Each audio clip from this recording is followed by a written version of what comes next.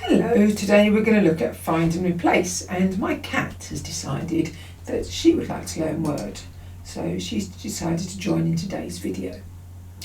We're going to look at find and replace in Word, but we're not just going to do standard find and replace. I want to do the find and replace hidden characters. So if let me just show you. I'm going to switch on my show hide, that's this little button here. There we go.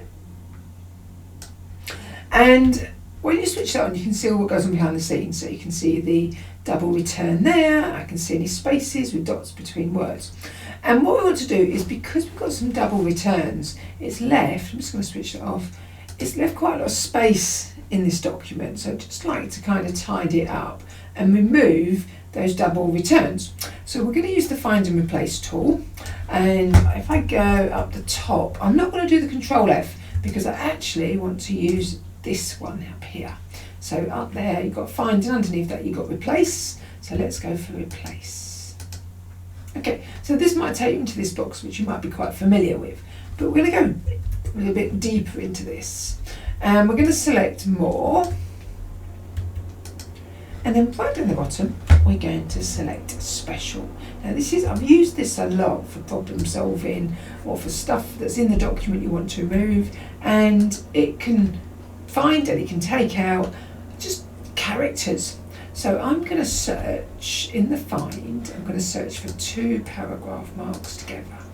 There we go. So I'm going to click on special and choose paragraph marks. And what happens to indicate a paragraph mark, you get this little hat and a P shape. So we're going to look for 2 paragraph marks, and then I'm going to replace that with, go back to special, 1 paragraph mark. And if you ever think of using this, come back, because there's loads of other stuff. You've got tabs it can look for, you can look for section breaks, you can look for page breaks if you've got a problem with those. So there's quite a lot you can go through and get rid of that in your document is causing you a problem.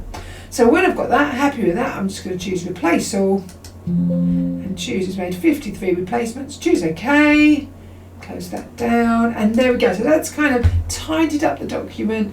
The line spacing is a lot tighter, and you haven't got those loose spaces in that. So that was in the replace option and special. Worth having a look, it's hidden away quite a lot, and it's definitely worth going and checking out. So if you have a chance, you might find it useful.